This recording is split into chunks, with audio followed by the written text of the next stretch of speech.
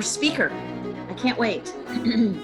This is somebody that I had not heard of, but I like him, and he's in the world of education, and I'm in the world of education, and so I was very excited to see him. His name is Jye Turk, and he is an educator, strategist, and founder of an organization called, do you pronounce it Solved? Yes, ma'am. Okay, it's not Solved Ed, it's Solved, but the ED are in caps. All right, the title of his presentation is What to Do When Motivation is Gone and How to Get It Back. And that, I think, when you're looking for a job, is a cyclical thing. It comes in waves. The motivation goes and comes and goes and comes. It's just like bubbling in a pot. He is a New Orleans native who lives to educate and be educated. His career began in education, in which he served in a range of roles from high school band director to middle school behavioral teacher to elementary classroom teacher and administrator, to name a few. In 2017, he stepped away from his career as a K-12 educator to find answers to systemic problems of which he had become intimately aware in education and other places as well. In May of 2019, he earned his Master of Science degree in Leadership and Change from St. Edward's University, where he has been living in Austin, where he's been living since 2013. During his studies in graduate school, he began to examine education with a business lens and mindset. Armed with firsthand knowledge, alongside modern leadership techniques, he decided to build his own solutions to social issues, all while seeking and working with other similarly missioned people.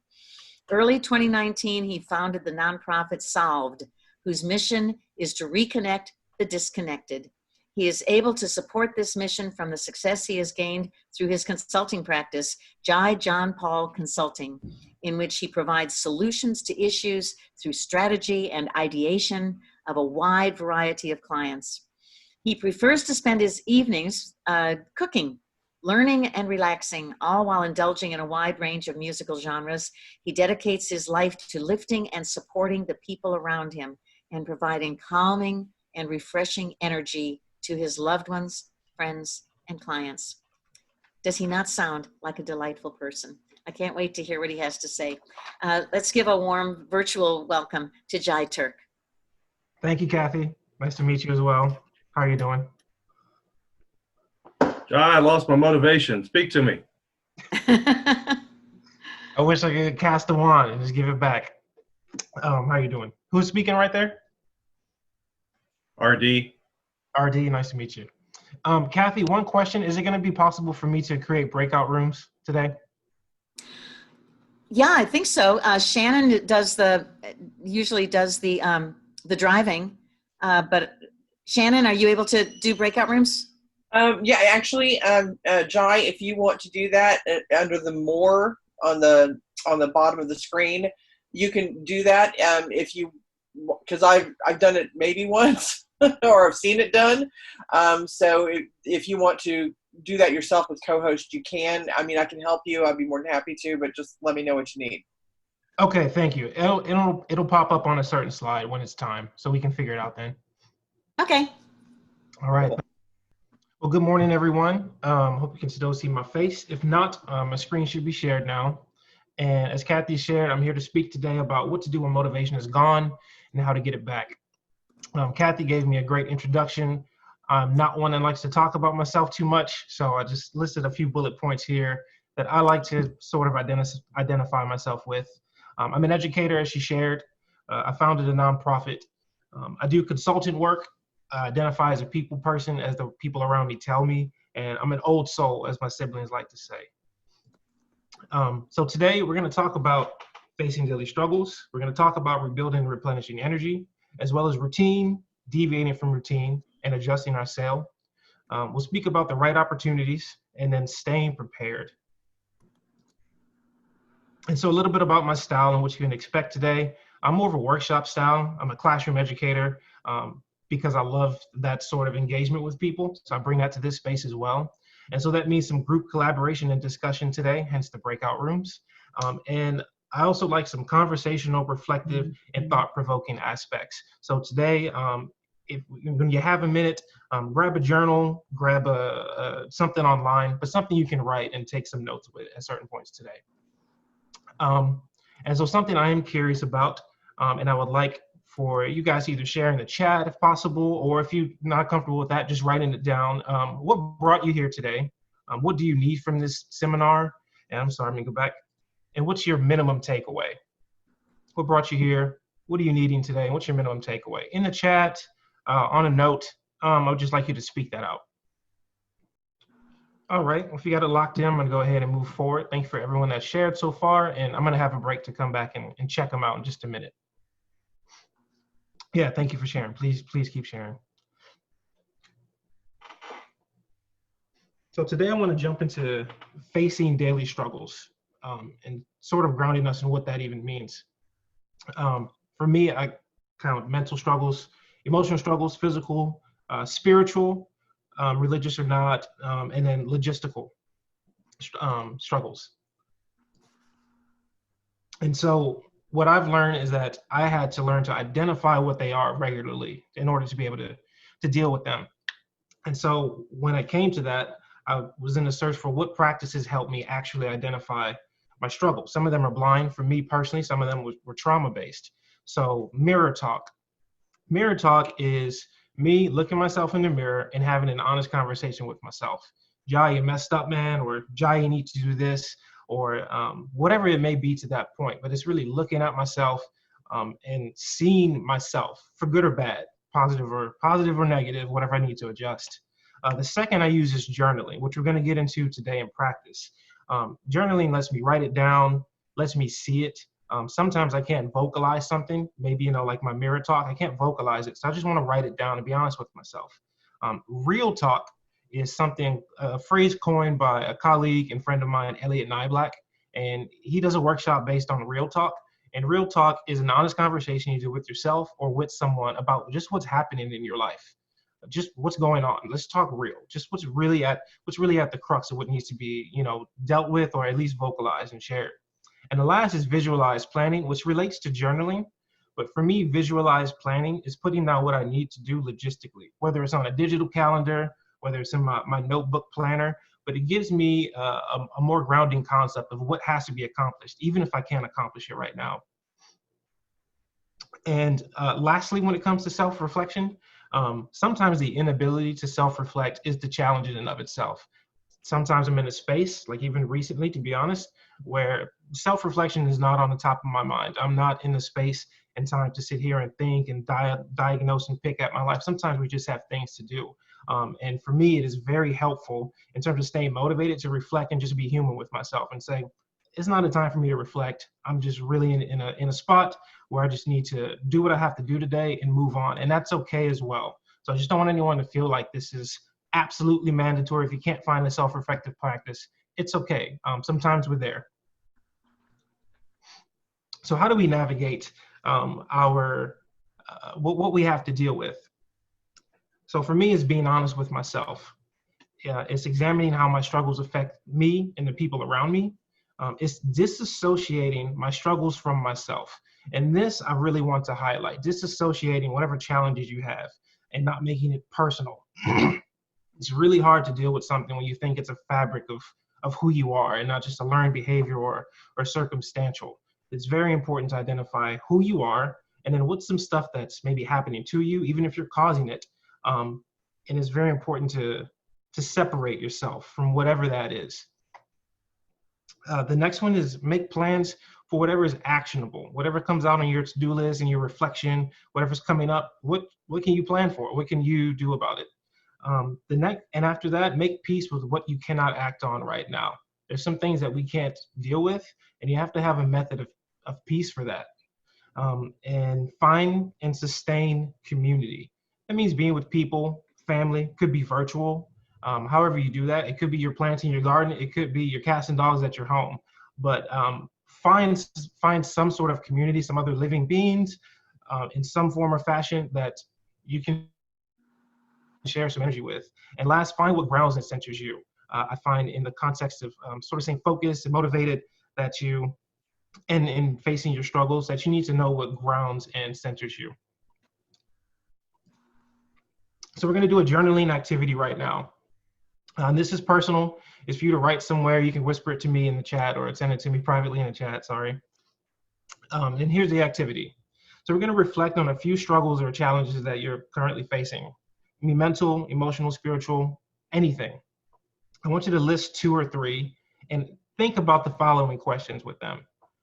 Is there something you can do about this struggle or challenge? What can be done about the struggle or challenge? And if it's out of your control, how do you make peace? So I'll go ahead and just give 3 to 5 minutes for everyone to go ahead and type that up, and I'll go ahead and look at your previous reflections in the chat.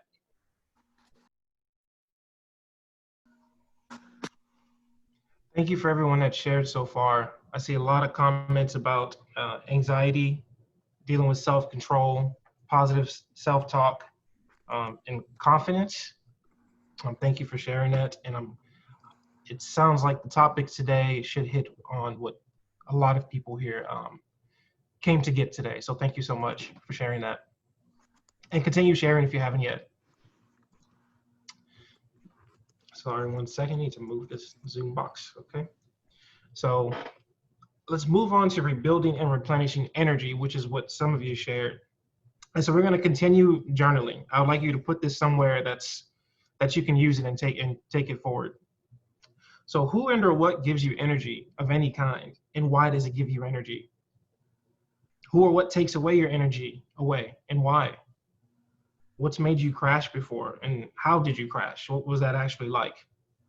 What do you need in order to rebuild? Think about how many times you've rebuilt. Before you get just to journaling, I want to break into some of this a little bit, starting with the top line here. What gives you energy of any kind and why? This could be physical energy, it could be emotional energy, it could be spiritual energy. I find it is very important in the context of staying motivated and staying grounded that you know where your power is coming from, which leads right into what's taking it away. Now that could be a positive takeaway. For those that have kids, that's obviously draining, but it's probably and often a healthy drain, right? But there's still something that you're gonna have to account for your energy for. And there's other things, commutes to work. I know when I'm back in Texas in this non-corona time, that's a lot of my energy. Being angry on the road or just focusing on, the commute or whatever it may be. And then it takes a deeper dive into what has made you crash before. So why, when we're in this place of not having energy, and we know we just crashed or kind of faltered on something, I find it important to reflect on what made you get there and how did that exactly happen? How did that crash happen? Because that leads to a follow-up question we'll answer later, but it does lead to you understanding what you need to rebuild. And it can also lead to a positive point of thinking, I've rebuilt before. I have crashed and I'm here today. You're on the seminar today, you're logged in online with all the chaos and sort of tension in our country, you're still here today. So that's, if you can reflect on what you rebuilt and how many times you rebuilt, it can be a powerful building point. So I'm gonna go ahead and give you 2 more minutes while I catch up on what you shared in the chat and let you answer these questions for yourself. And some people have already shared in the chat that is important to focus on, where does the energy come from? So here's a few suggestions from me, and these are all personal to me. Celebrating small wins. After so many assessments as a teacher and in school, a blind spot for me and a weakness for me was I wasn't celebrating my small wins. I was really depleted, like all the time. I was doing all these things. It was really about doing the things at the time. I was never celebrating small wins. So my energy I wasn't replenishing myself. So I recommend that one if that's something, that may be missing. Visualizing the success. People say it all the time. I didn't know. I honestly had no idea what that means. And even writing it here, it's still vague, and I apologize for that, but I don't think we have a great way of saying and really capturing how important it is that you mentally and sometimes physically write down what success looks like. For me, when I'm planning for either a new contract or I'm gonna have some money coming in or money coming out, success is just visualizing what can I realistically do when this situation is gonna come up. What's gonna happen? What am I gonna be able to do, maybe not do? And that gives me some sort of energy because it gives me a sense of control or at least agency. Number 3, sharing a community, both struggles and successes. Someone shared in the chat that sharing or talking to someone gave them a sense of energy when they were really down about where they were. Same for me as and colleagues that I work with. Sharing gives some energy, whether what you have is a heavy load that you just need someone to bear with you, or that you have some positivity that you want to give out and help multiply. I find that sharing with people, family, friends, however, gives me energy. Completing tasks, very similar to celebrating small wins, but even less so. And for me, I was not an organized person until what I would say a few years ago, even a few years into teaching, to be honest. And just completing tasks and putting them on my calendar and seeing things being done gave me some energy back. It makes me feel like my time is being used well by me, which is most important. And then making peace with what is gives me energy. And it's kind of that less is more mentality, or less is more perspective. If I can make peace with something that's not on my plate to deal with, I can stop giving my energy and time and attention to it. And I know today that can be oddly perplexing, oddly difficult when there's something you want to give energy to, you feel like you really have to give energy to it, and maybe there's something you do owe energy to, but you just can't actionize on it. I will say, just to be human, that's a struggle, and I think it's just a sign of the times that sometimes life is hard. And so this bullet is really about just make peace with what is. Just make peace with what is.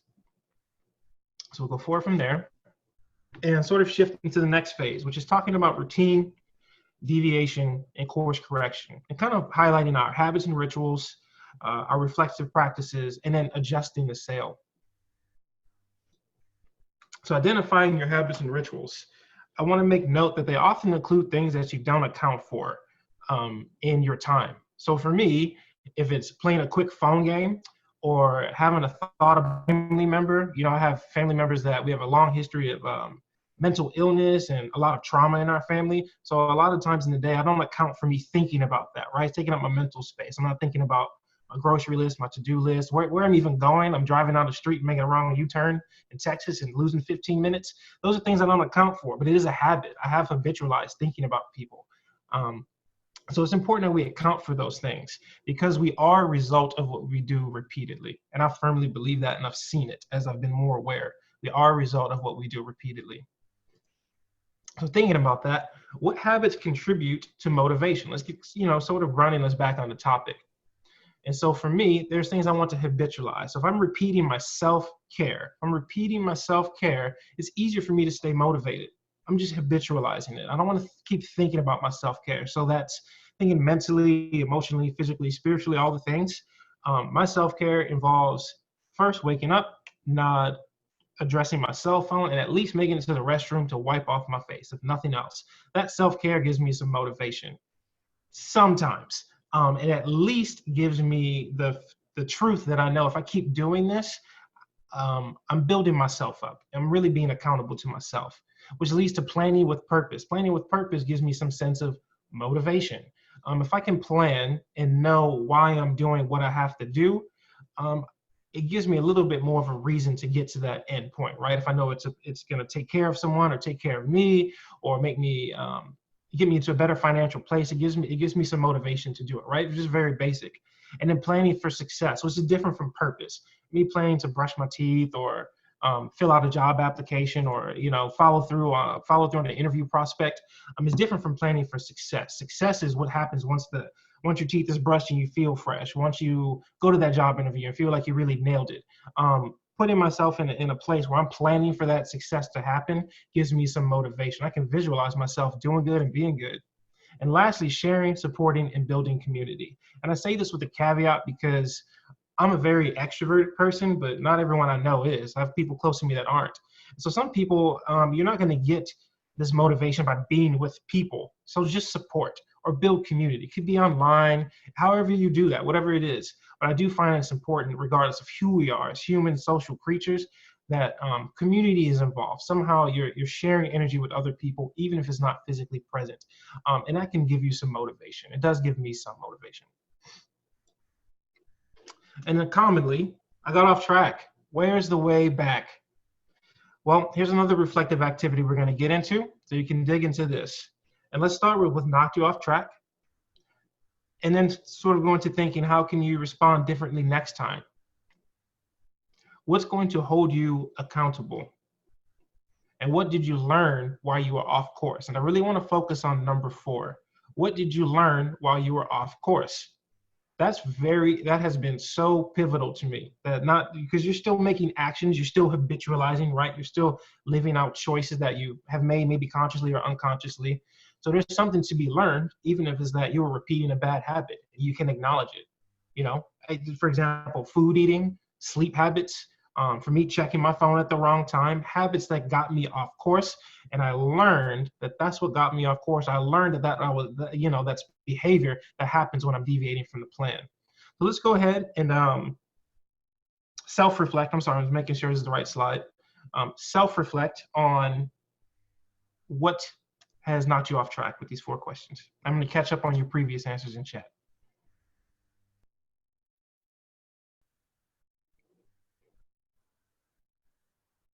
And Kathy or Shannon, if you guys can hear me, I'm trying to find the breakout option here at the bottom, but I'm not sure that it's turned on for this meeting. Do you see more at the bottom of the screen next to reactions? I see more next to it. Yes. You click on that, it'll say breakout rooms. If not, I can do it for you. I just haven't done it yet. I've seen it done. That makes sense. I've done it, and I don't know why it's not popping up here. I don't know. Let me see. Make sure I'm not missing it somewhere. We have 43, and it'll assign 7 to a room, and I will happily do that for you. Yes, that works. Thank you. And in 1 second. Thank you, Shannon. Just let me know. Okay. So now we've taken time to self-reflect on this. Let's take the opportunity to get into some groups and share with other people, and maybe dig into it for about 5 to 10 minutes. Just share with each other what you're comfortable with. It could be any part of these 4 questions or all 4 parts. Verbally, audibly, however you like to do it, but I'd like to give everyone the time to practice some of this community that I've been talking about over and over. So Shannon, when you are ready, please go ahead. And 7 is, however it's breaking it up, it's just fine. Moving forward now, and talk about adjusting the sail, which is something that sort of came up in the group that I was in. And I want to make a note that new plans don't always end with positive results, and that learning can be painful. As a teacher, as a person that works with young kids and other people, that learning can be painful, especially if you're a parent. You know that to be true. So what helps with adjusting the sail then? Set achievable goals. Make peace with what you cannot act on right now. And let's just start with those 2. Setting achievable goals just means setting out to do something that you really realistically know what you can do. What I teach my tutors to work on with students is that they make their goals not only measurable and manageable, but very realistic to their context. So if you're going to the beach for a week, please don't plan on something that conflicts with that, right? Don't lock yourself down for a lot of hours, or make some to-do list that isn't possible. Just be very realistic about your settings and conditions. And in making peace with what you cannot act on right now, that absolutely came up in the group. Do just that. Do your best to make peace with it. And we don't really have time today to talk about all the tools you could use to make that peace, but I would urge you to reach out to people and find out how you can do that. And when it comes to adjusting the sail, we need to find accountability and community. Someone shared a lot about that. For me personally, I have a standing meeting with Rachel Rosen. I believe she spoke here last week. That's partner in crime, business partner, close friend. We find accountability in that community. We meet regularly, virtually no matter what. And that's very helpful about navigating tough times in life. And practice what centers and grounds you. Be within yourself. Do the thing that you know is going to reset you. Do what you know you have to do to take care of yourself. And I really have to leave it at that in this context. Visualize your plans. Visualizing your plans can really help you correct your course. Visualizing and really thinking about what it's going to be like when you make that milestone, when you get that either new job or you have that interview, whatever the case may be. Visualize what you're doing so you can correct your course. And then lastly, once again, I can't reiterate it enough, capitalize on what you've learned and done. If learning is going to be painful, at least gain something from that pain. One of my favorite quotes is, "You don't cry to quit, you cry to keep going." And I really live by that. As a man, it's very important I'm in touch with my emotions. I think as people it is, But from the culture I was from, I was very disassociated with that. And I learned that if I'm going to be in pain, I'm going to feel it, I'm going to acknowledge it, but I'm going to take something away from it. And so when it comes to really adjusting and correcting your course and thinking about getting back on track, capitalize on what you've learned and done. So you didn't go through that. You make the most of what life threw at you. And on to the right opportunity. And this here is meant to be a shorter reflective session. We can, if it helps, I think we're a few minutes ahead of time actually. But it's to think about the right opportunity. And so these are some questions I ask about myself, whether it's a new client, in the past, what teaching job I was taking, or whatever the case. These questions help guide them. So what do you value? What does this opportunity mean at your point in your life? It might be one that you have on the table, an interview or even a job offer, or it might be something sort of more theoretical, an opportunity to go back to school or enhance a trade skill. What does it mean to you right now, this day in your life? What's your minimum criteria? And I'm left this sort of vague. Your minimum criteria can include money, commute time, flexibility of remote versus at work, benefits, obviously. Just what's your minimum? Well, the right opportunity is going to do what for you at a minimum? And be very clear and honest with yourself about what is it? And then when you're thinking about that opportunity, what are you providing to it? And I find it really important to write that down, verbalize it, vocalize it, get it out somewhere. What are you going to bring to that new opportunity? Know that. You got to know yourself. And then lastly, what do you need from that opportunity? When you're talking to a new employer, client, whatever that skill is, whatever that transaction may be, what do you need from it? What kind of support do you need? And it kind of ties back to your minimum criteria. You can include that, but it can be different as well. So go ahead and take a minute or two, let's just say 2 minutes, and reflect on that. Type it in the chat, put it somewhere that's useful for you, but just something a thought to act on.